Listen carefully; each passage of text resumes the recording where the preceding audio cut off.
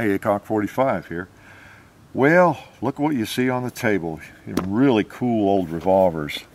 We've got an 1851 Navy Colt percussion, and we have an 1860 Army revolver. A couple of the most common percussion revolvers of the Civil War. And as indicated, 1851, that goes back pretty far, doesn't it? And that was a very popular revolver for a long time, as well as the 1860. Well, for today's education, we wanted to talk about some of the progression of these and the contrast. Think about it. People were carrying these percussion revolvers, and you know how they load. You load from the front, put the powder in, the ball, you know, you got your plunger there to load it with, and you cap the nipples back here, you know, in order for it to fire. Fairly tedious process, you could say.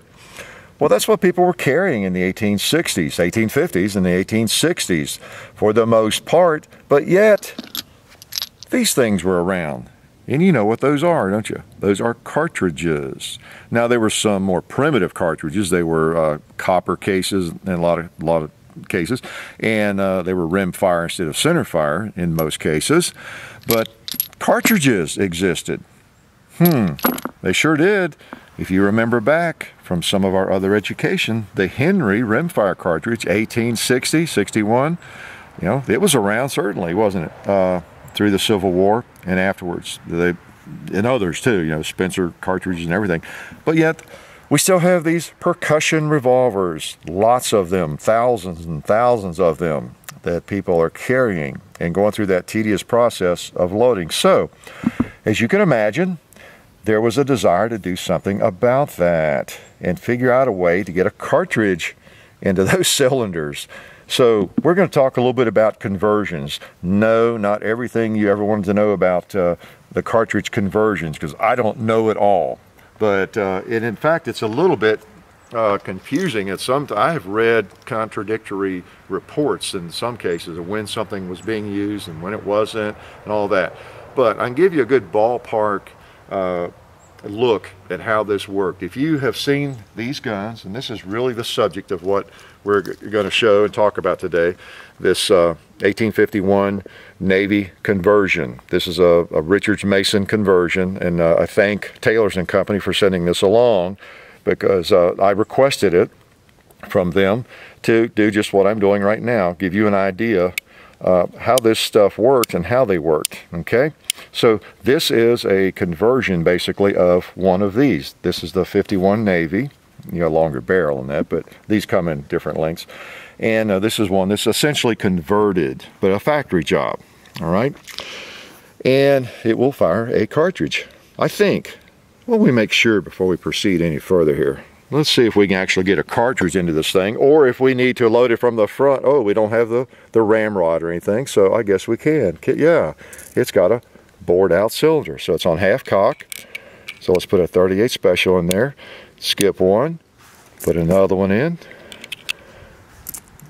just load 5. And if you ask me that question, I'm going to guide you to our video on that. Did he load 5 or did he load 6 or whatever we call that video? All right, so we cock the hammer and it's going to come down an empty chamber. All right, so now we have a cartridge gun. What used to be, more or less, a 51 Navy Colt percussion, quote unquote, revolver is now going to fire a cartridge, I think. Yes. Oh yeah.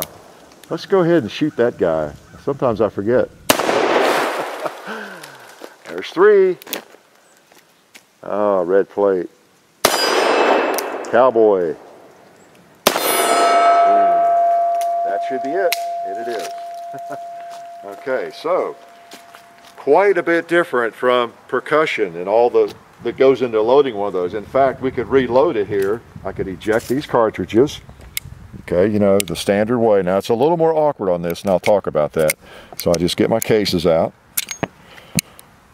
This is 38 special, and I don't reload 38 special. I usually let them fall on the floor, on the ground. Okay, 38 special. And you notice I'm a little more awkward getting these out than I normally am with my Colts.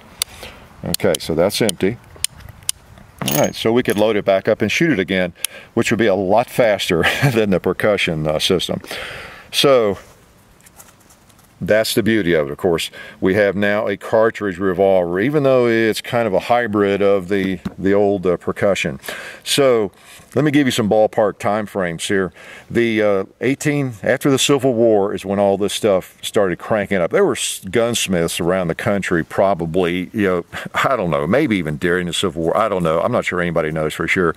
But soon after that, you could probably have found a gunsmith somewhere that would, even if he didn't have the rights to do it, to cut off the back of a cylinder and rig one of these up to handle a cartridge, maybe a 44 Henry or something, just because it could be done. I mean, think about it. If you're a pretty sharp gunsmith, and that would be a challenge, wouldn't it, to try to do that, even if you weren't legally allowed to do it. It didn't have the patent rights.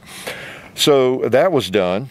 And then, before we talk about the Colts, because the Colts are most popular probably, but the Remington, the 58 Remington, was actually the first one. I don't have one of those, but it was actually the first cartridge conversion, their old percussion revolver.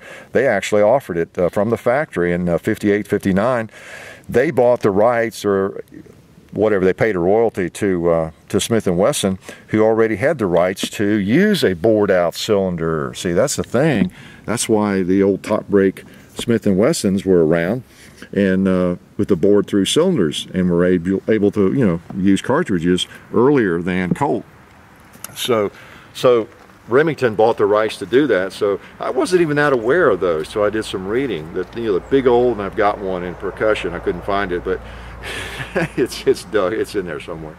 But those things are big and ungainly in a lot of ways, but they were available to fire cartridges, in 68, no, excuse me, 68, 68, which was actually before the top brakes came out, even though they had the rights to that. So anyway, so we're talking about the late 1860s and the early 70s primarily.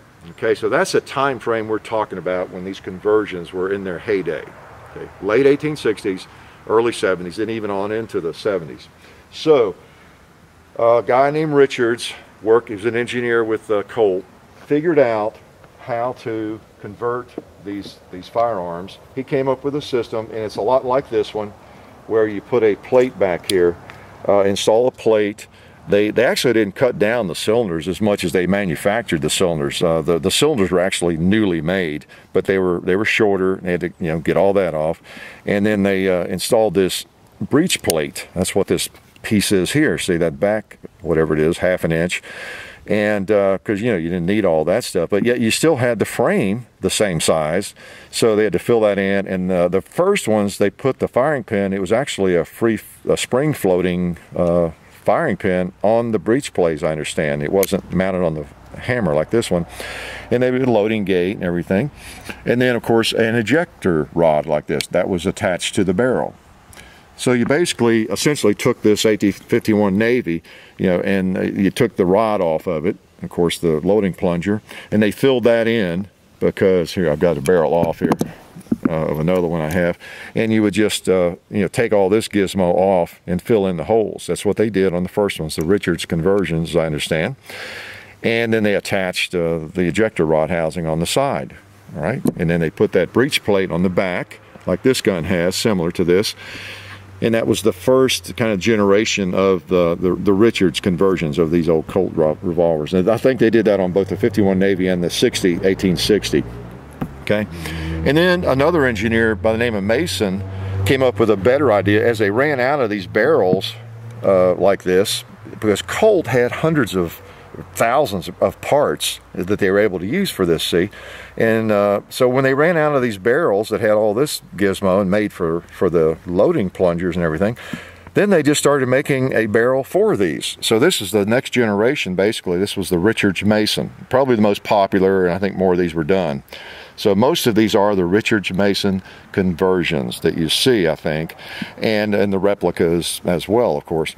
And so with this, you've got the same contour, basically the same system, but if you're going to make one of these barrels for the gun, and you're not going to use a loading plunger, why why have holes and screws and all that? So that's why that looks the way it does. It's all just smooth and filled in. This is the Richards Mason. Okay, and you still have your ejector rod housing you put on there. and they used the frame. Of course, they put a breech plate in. Now the breech plate on this one is a little different, and then it does not have the firing pin mounted in the breech plate. It's on the hammer. They changed it to the hammer, and the sights as well. I think on the first one, the Richards, they had the sight on the breech plate. And there were variations of these too, and some of them you see the sights out here, but here they had it on the hammer. You just got that little groove, and you got the firing pin, you got the sights, and you got the firing pin. So it goes through the breech plate and hits the primer. So these are very common, okay? And this is, we're talking 1870, 71 on this, okay? And I'm gonna prove to you again that it works. Now, it's got a little bit of peculiarity about it, because you notice I was a little awkward getting that out. There's a dog leg on that ejector rod, and it's not as smooth as a Colt. It's got to kind of come around that down. And then also on the 38, when you turn this around to where it clicks, it won't eject the case. You got to catch it before it clicks, like right there. Then it'll go through there. On the 45s, I've noticed you don't have that because you have a bigger hole. So a few inconveniences. It's not as smooth as what came later in 73. The big old Colts, those just work so much better, of course. But this was a transition to the Colt single action. Let's load him up here again. Now, again, this all seems maybe a little bit awkward to you, but hey, we're talking about percussion versus this. This is pretty cool, even though it's not as smooth as the later, single action cartridge guns. Wow, to be able to slide a cartridge in there and fire it, and then just eject those cartridges, that's not bad, For the time period, that was very, very cool, in fact. Now this one seems to be right on. We're not going to shoot it a whole lot, but let's try. Let's just go out for the gong. See, I think the sights are pretty well on. The hammer sight. Let's see, should I move the rear sight to the left? If it's not, it'd be tough to adjust the windage, wouldn't it, on that rear sight? Let's see, I'm going to hold right in the middle of it. All right. I hear the sound. Didn't mean to fire this. Got a really light trigger. Oh, nice. Let's try a 2-liter here.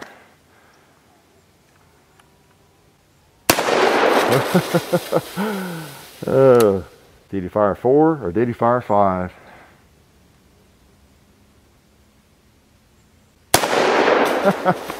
Well, let's just put on a show. That had to be 5, yes. So like I say, it's a little more awkward to unload, but not so in the 45. You just got to get around there in time. Now, I know that seems, again, pretty archaic if you're going to compare it with a modern firearm maybe, but take yourself back to 1869, 1870, 71. This is pretty cool. Now, a question you might be asking yourselves, and I can just hear you asking it. I can read your minds, Here's the Colt single action. Of course, this is an old one, turn of the century. Okay, these came out in 1873. Okay, here's Colt. And they're not the only ones that did it, Remington and others, but they're really busy putting these things together based on the percussion frames and everything in 71 and 72. Well, this is coming out in 73, so why are they so busy doing that?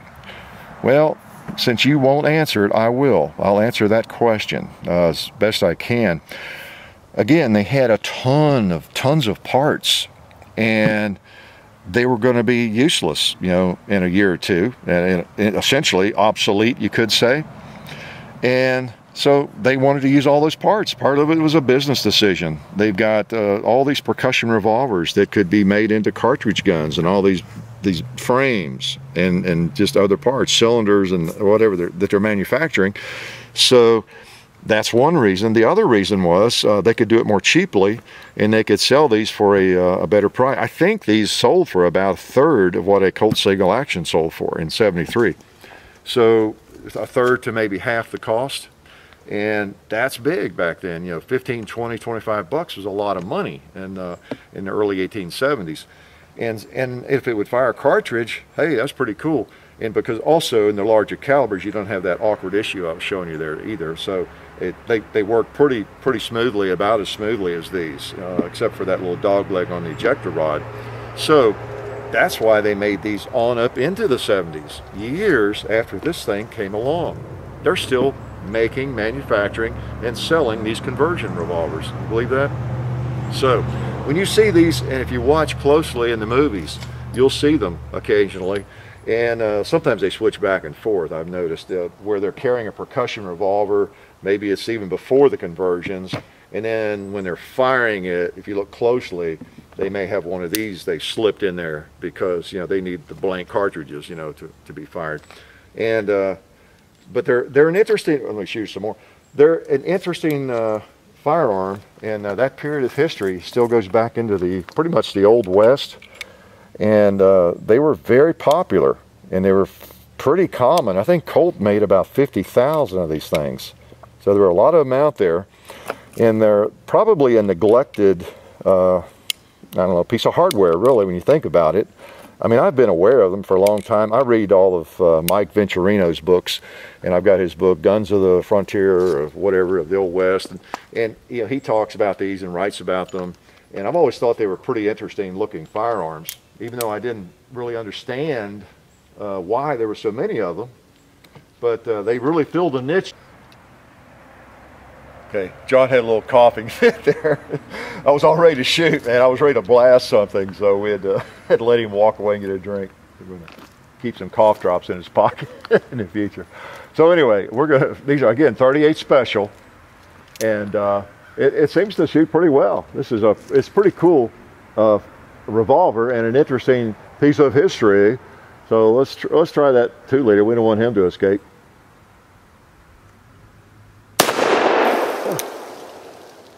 He's going to try to, it looks like. How about that big propane tank over there? I can lay one on that. I heard it. I heard it. I'm gonna shoot at the chicken up there. I probably won't hit it, but I want to just see how far the sights are off, or how close they are. It's got a nice trigger. Oh, pretty close. Try another one.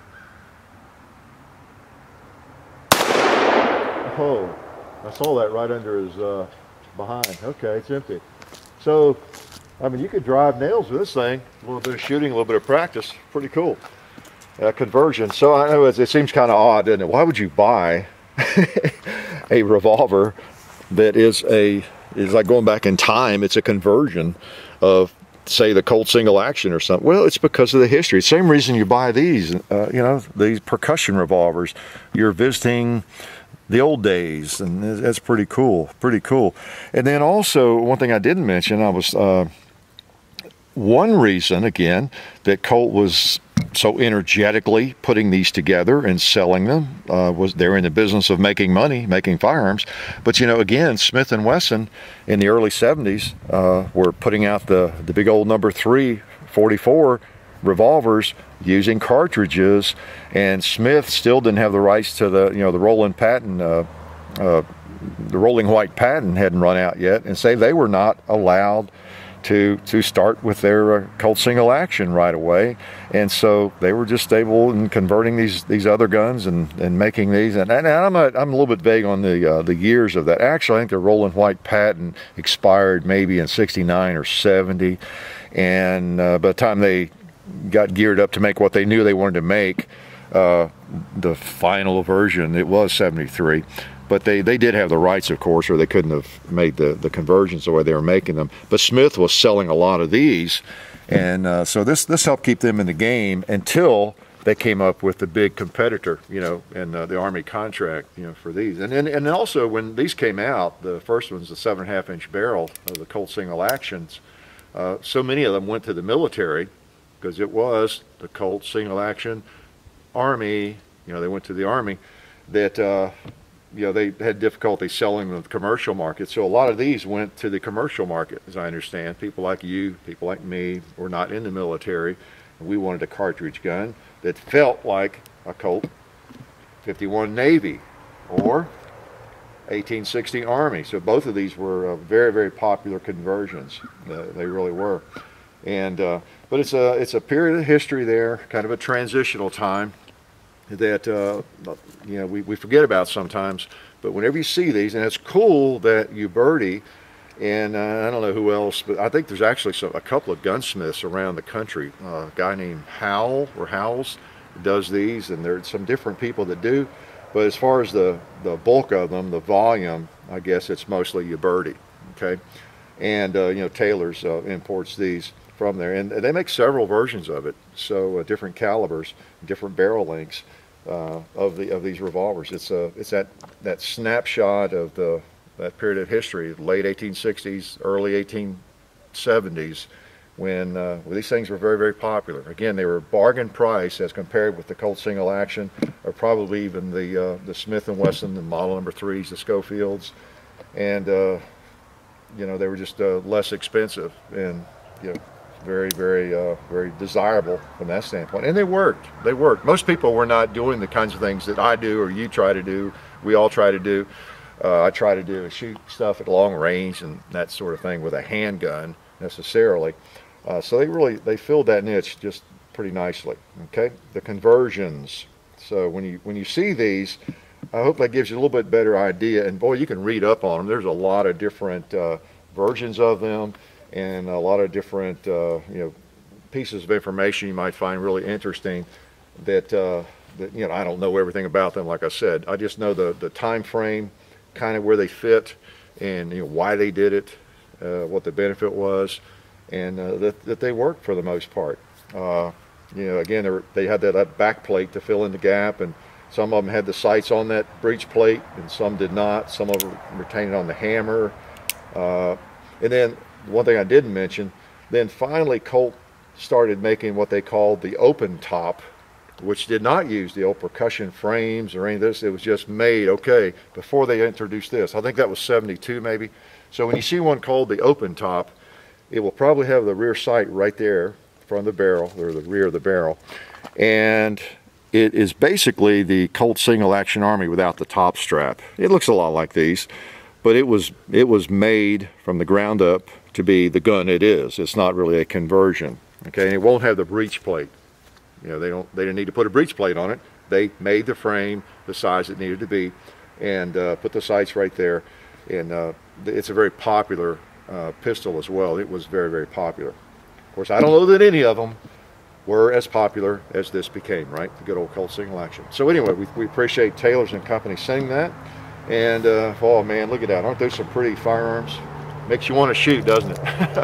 I'm glad you could come to the compound today for this little lesson on conversions. And we're going to convert everything to black here in a minute and say goodbye. But life really is good.